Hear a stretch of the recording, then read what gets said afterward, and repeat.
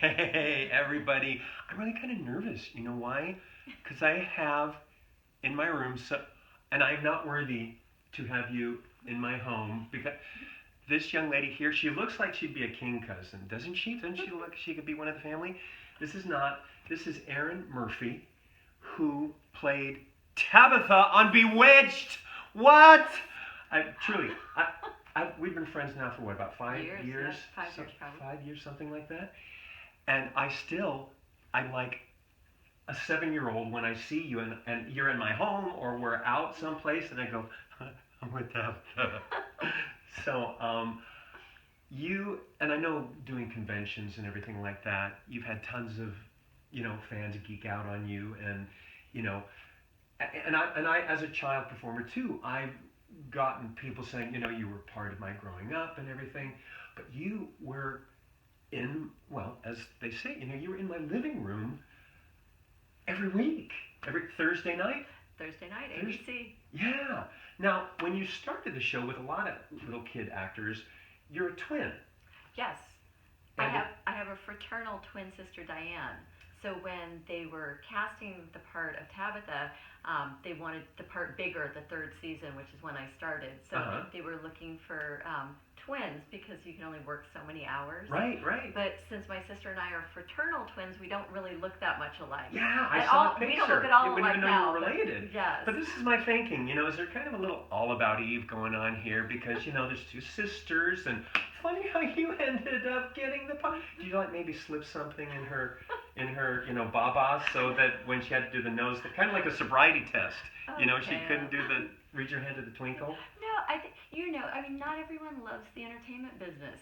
So you was either she love cool? it or you don't. She was, because when they would bring Diane on the set, even as a baby, she would cry. She didn't like the lights, she didn't like the hours, and I loved it. So what they did, even back then, they would kind of get around the child labor laws by bringing me off set, and then they'd say, okay, bring on Diane, and then they'd bring me right back on you're set. Kidding. Yeah. You didn't hear that here. No, don't share that with anybody, okay? Don't want anybody, don't want the child actor police to come. I remember being yanked off of a set on my own family's show because I was 17. I was literally about a month from my birthday, and I didn't get to, finish the thing. But wow, because of hours? Yeah. Because of that.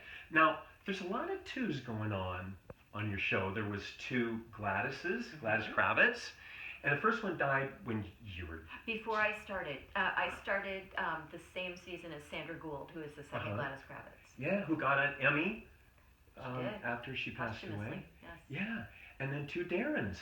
That's right. Two Darrens, and I gotta say that it's a good icebreaker on a first date. You ask people which Darren did they like, which Gladys. And which Darren did you like? I think I'm the only person that was a Darren number 2. Did anybody ever say to you, Darren number 2? Well, you just did. But I think people like whoever the first one is for them. So people who started watching Bewitched in '64 when it started knew Dick York as Darren first.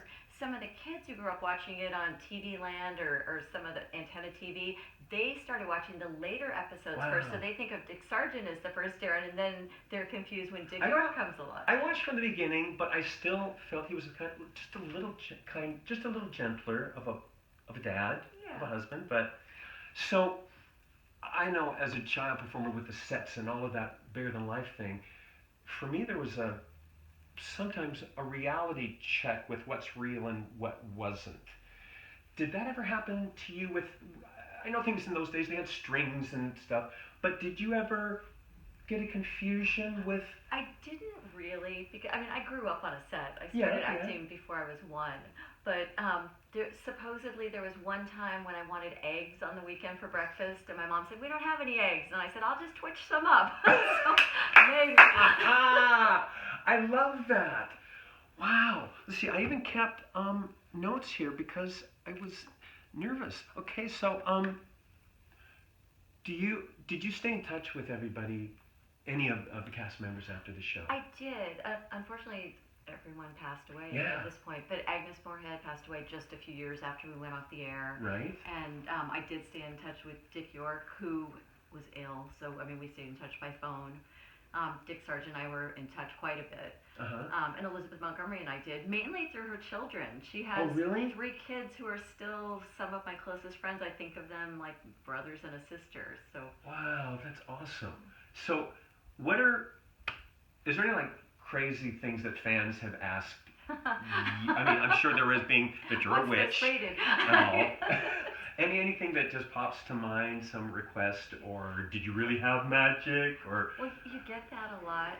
The strangest thing, I guess, is people always want me to sign strange things. Like, I'll be at a mall somewhere, and someone will bring in a saddle for me to sign. And I think, okay, so connection, horseback riding and witchcraft. I don't know. I get it. Yeah, I'm lucky. I mean, I was on a show that people love, so when people ask me questions, they're nice about it, and I'm always happy to answer. You were part of something that was such an important part of the 60s. And what and year 70s. Did you go? And you went off the air? 72. 72. Yeah.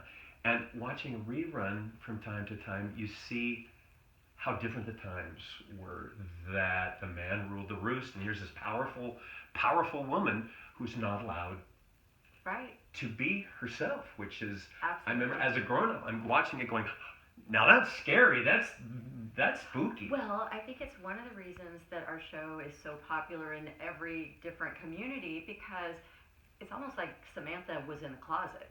Yeah, she totally, couldn't be herself. So yeah, it's kind of about that she could do anything in the world. She could do anything. She could marry anyone, and she chose a mortal for love. So it's kind of sweet. Oh, I may cry. I know this is kind of cliche to have you here for October or Camptober, for witches and Halloween and all, but that's me walking cliche. Do you have any and I didn't prep her for this, so there might not be anything. Any trick or treat thing? Did anybody ever come to your door as Bewitched Tabitha? or Tabitha? You know what? They might have come to my door as Tabitha, but I was always out trick or treating, so I wouldn't have seen them. That's right. Very good.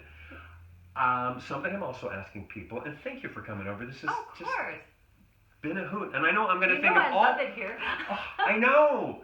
And I'm going to think of so many things after she gets on her broomstick and takes off. But, okay, it's Halloween, right?